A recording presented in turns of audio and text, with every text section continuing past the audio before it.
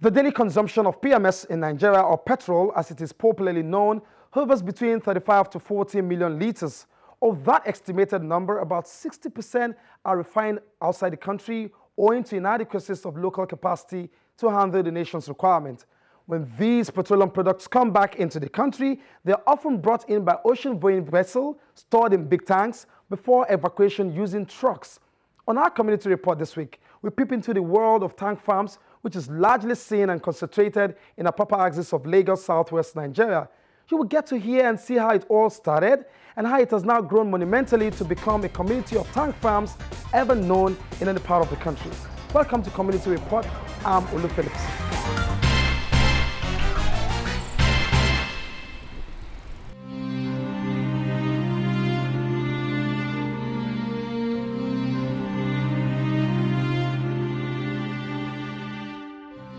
Nigeria is world's sixth largest hydrocarbon producer and in recent times talked about more as a gas province because of the estimated 188 trillion standard cubic feet of gas in reserves, making it a point of no tangible argument as to the potentials of what that can do to a nation's economy.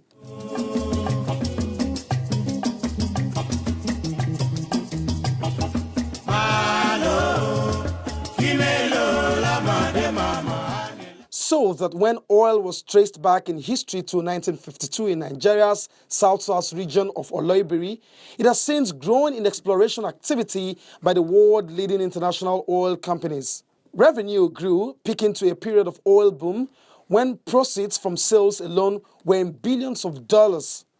Nigeria today owes 90% of its foreign exchange earnings to sales from crude. The dynamics of productivity for domestic advantage will mean participating in the entire value chain of oil production from beneath the earth onto finished products like PMS or petrol in your cars or other derivatives. It meant having refineries, pipeline networks, distribution outlets, and of course, storage facilities. How the country has managed all of these control posts has always remained a conversational area. In the late 90s, a trend started evolving, however significant for any serious consideration. At best, it was another business venture. Our business has come into being just by circumstance. If the system worked the way it was originally designed to work, which was basically where the government imports fuel, or marketers bring in fuel and discharge into nominated receptacles. For instance, the one in Lagos called the Atlas Cove is the receptacle of choice that was designed to receive products coming into the country from the southwest. So ideally, you bring in a ship into Atlas Cove. From Atlas Cove, you pump into Mosimi, and from there it enters into the pipeline chain that goes across the length and breadth of the country through the southwest. But because of the failure of that system, not the failure of design, but the failure of management, that gave rise and birth to what you see and refer to earlier on informally as the proliferation of tank farms. We are basically in the downstream sector of the oil and gas of the nation's economy. Downstream sector, we are into marketing of white products. White products we mean by PMS, popularly known as petrol, and HHK, popularly known as kerosene, and automotive gas oil, popularly known as diesel. These are the products in the white product realms. And aside from the white product realms, we are also into gas. We are trading basically in two types of gas. We are trading in liquefied petroleum gas, which is used as domestic cooking fuel, and also to fuel our cars. Because right here in this place now, we have several cars that are being fueled with liquefied petroleum gas. And aside from this place, if we go to our stations in Benin, we have cars that are being fueled with compressed natural gas as their vehicular fuel.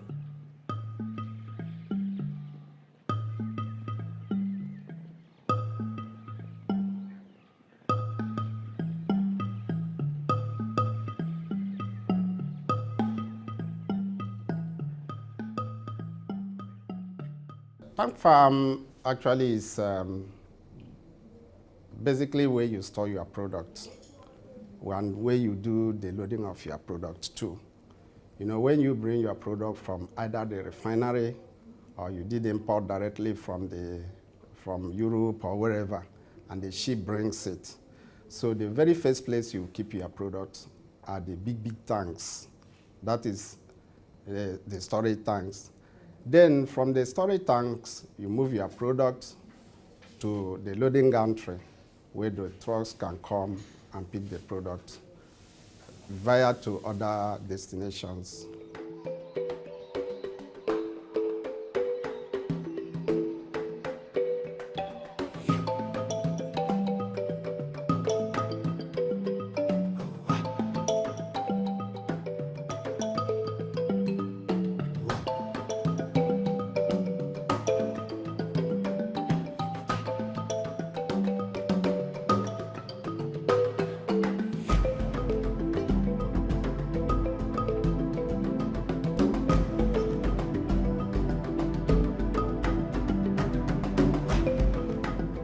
The construction and later proliferation of these big tanks or oil silos meant that a subsystem in the value chain has been challenged, and clearly something went wrong with government's initial intention.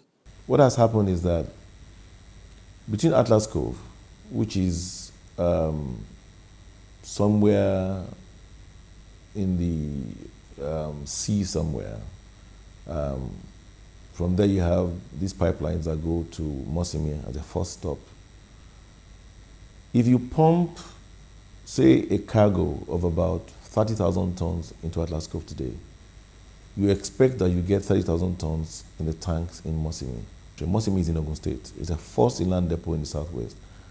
After Mosimi, you have a depot in Ore, you have another depot in Ibadan, you have, in Ilorin, you have in Abuja, Kaduna, and you have all over the country like that.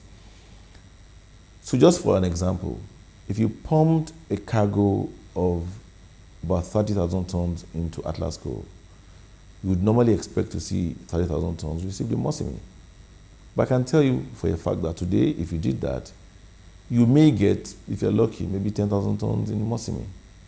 So between Atlas Cove and Mosimi, there are a lot of losses due to pipeline vandalization and shrinkage for so many other reasons. So this has affected gradually the efficiency of distribution of petroleum products from when you bring them from ships into distribute them to the hinterland in Nigeria. This is what has given rise to the tank farms that you see.